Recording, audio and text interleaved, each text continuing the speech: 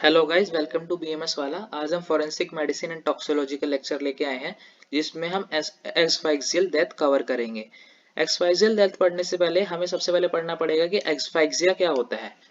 एक्सफाइक्सिया एक Greek word है जिसका अर्थ होता है पल्सिवनेस और absence of pulse. It is a condition caused by interference with the exchange of oxygen and CO2 in the body. जब body में जो ऑक्सीजन और CO2 है वो एक्सचेंज नहीं हो पाती, मतलब उनका जो ट्रांसपोर्ट है वो सही से हो नहीं पाता, इस वजह से एक्सफाइक्सिया की कंडीशन क्रिएट होती है। Asphyxia literally means defensive aeration of the blood due to any cause, मतलब ब्लड में जो ऑक्सीजन की कमी होना ही एक्सफाइक्सिया है। वो कोई भी कारण की वजह से हो सकता है। अब इसकी पैथोफिजियोलॉजी क्या बताई गई है। एक्सपाइजिया क्या होता है, जब बॉडी जो ऑक्सीजन है वो लंग्स तक सही से पहुंच नहीं पा रही, जिसकी वजह से क्या कैपिलरी डायलेट कर जाएगी। कैपिलरी डायलेट कर जाएगी तो इंगोर्जमेंट होगी। इंगोर्जमेंट की वजह से ब्लड की स्टेसिस हो जाएगी, यानी ब्लड कम हो जाएगा और ब्लड वीनस रिटर्न इसकी वजह से क्या डिक्रीज हो जाएगा। और जब ब्लड डिक्रीज ही वीनस रिटर्न से जाएगा ऊपर, तो ब्लड जो पल्मोनरी ब्लड था वो पहले से ही कम था और कम हो जाएगा, और जो ऑक्सीजन है वो डेफिशिएंट होकर एक्सफाइक्सिया की कंडीशन क्रिएट करेगी। और एक्सफाइक्सिया ना होने के कारण जो ब्लड ब्लड की वजह से O2 और CO2 का ट्रांसपोर्ट हो रहा था, एक्सचेंज हो रहा था, वो नहीं हो पाएगा। इटियोलॉजी क्या है एक्सफाइक्सिया की, सबसे मतलब कौन कौन से फैक्टर एक्सफाइक्सिया क्रिएट करते हैं। सबसे पहले आता है मैकेनिकल वायलेंट। मैकेनिकल मतलब interference to passage of air into respiratory tract, मतलब जो हमारा एयरवे ट्रैक्ट है, रेस्पिरेटरी ट्रैक्ट है, उसके अंदर कोई इंटरफेरेंस है, मतलब उसके अंदर ही कोई रुकावट हो, वो मैकेनिकल के अंदर आता है। जैसे कि closure of internal respiratory orifice by closing the nose and mouth, जैसे स्मोथरिंग। स्मोथरिंग केस में क्या होता है, जो रेस्पिरेटरी ओरिफिस हमारे सांस लेने वाले छिद्र हैं जैसे नोज और माउथ, उन वही बंद हो जाते हैं, जिसकी वजह से ऑक्सीजन ही अंदर नहीं जा पाता, तो एक्सफाइक्सिया हो जाता है। Closure of air passage by external pressure और नेक पर जब कोई दबाता है, जोर से कोई गला दबाता है, तो भी हमारे एयर पैसेज ब्लॉक हो जाता है, जिसकी वजह से एक्सफाइक्सिया होता है। Occlusion of respiratory tract and lungs by fluid, अगर लंग्स और रेस्पिरेटरी ट्रैक्ट में फ्लूइड चला जाए तो ऑक्लूशन हो जाएगी, जिसकी वजह से एक्सफाइक्सिया हो जाता है।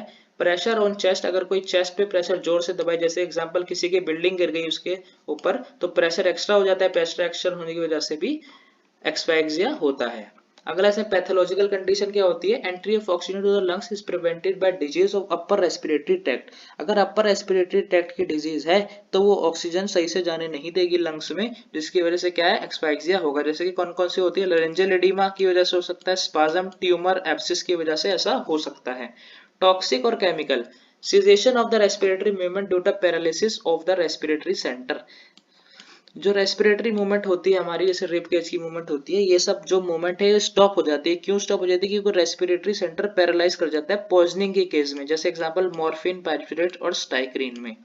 इन्वायरमेंट की वजह से क्या होता है, breathing in ventilated atmosphere as in high altitude, climbing और फ्लाइंग, और inhalation of CO, helium etcetera. जब हम हाई एल्टीट्यूड पे जाते हैं तो वहां पे जो एटमॉस्फेयर में ऑक्सीजन होती है वो कम हो जाती है, जिसकी वजह से हम CO और हीलियम इनहेल कर लेते हैं, और इसकी वजह से एक्सफाइक्सिया की कंडीशन क्रिएट हो जाती है। ट्रोमेटिक क्या होती है, blunt trauma to the thorax, trauma to the thorax में रिजल्ट इन न्यूमोथोरिक्स। अगर किसी प्रकार का ट्रॉमा थोरेक्स पे आता है तो इसकी वजह से न्यूमोथोरेक्स भी हो सकता है, हीमोथोरेक्स भी हो सकता है, पल्मोनरी एम्बोलिज्म भी हो सकता है, जिसकी वजह से ऑक्सीजनेशन है और वेंटिलेशन है लंग्स के पास जाने वाली, वो इंटरफेयर हो जाती है और पैरेनकाइमा खराब हो जाता है लंग्स का, जिसकी वजह से एक्सफाइक्सिया की कंडीशन क्रिएट होती है।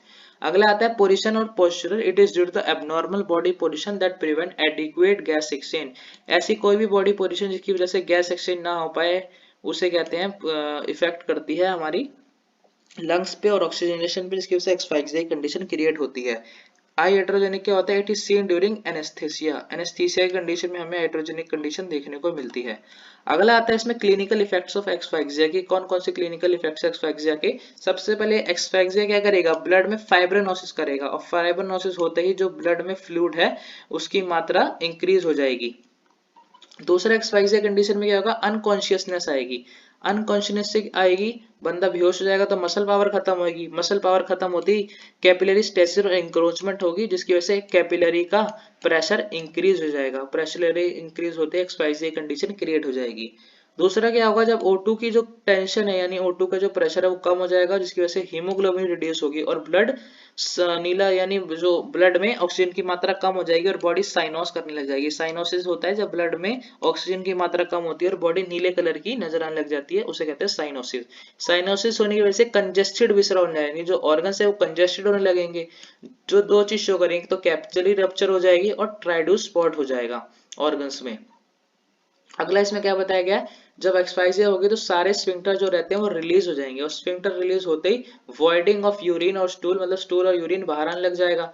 कैपिलरी एंडोथेलियल डैमेज हो जाएगा, जिसकी वजह से सेल की कैपिलरी की परमेबिलिटी बढ़ जाएगी और वो toxin gas, carbon oxide, carbon monoxide ये सब इनहेल करने लग जाएगा। तो एक्सपाइजिया के क्लिनिकल इफेक्ट्स ये, इससे बहुत सारी कंडीशन ऐसे हो सकती है। अगला हमने जैसे पढ़ा था कि अगर कंजेस्टेड विसरा हो जाएगा साइनस की वजह से, टार्डियस स्पॉट होगा। टार्डियस स्पॉट क्या होता है, टार्डियस स्पॉट्स को बयार्ड्स एक्समोसिस स्पॉट्स भी कह सकते हैं। जैसे कि दे आर यूजुअली राउंड, गोल होते हैं, डार्क कलर रेड कलर के होते हैं और well defined pin size spot होते हैं। पिन साइज छोटे छोटे साइज स्पॉट होते हैं।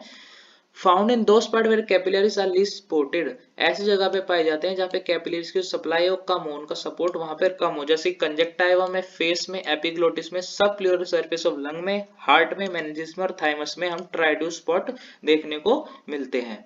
अगला इसमें आता है कुछ एग्जाम्पल में बताए गए हैं कि क्लासिफिकेशन। सबसे पहले स्ट्रैंगुलेशन और हैंगिंग, यानी स्ट्रैंगुलेशन कौन एक्सपाइजिया कंडीशन में, जब कोई फांसी लगाता है तब भी होता है एक्सपाइजिया की कंडीशन।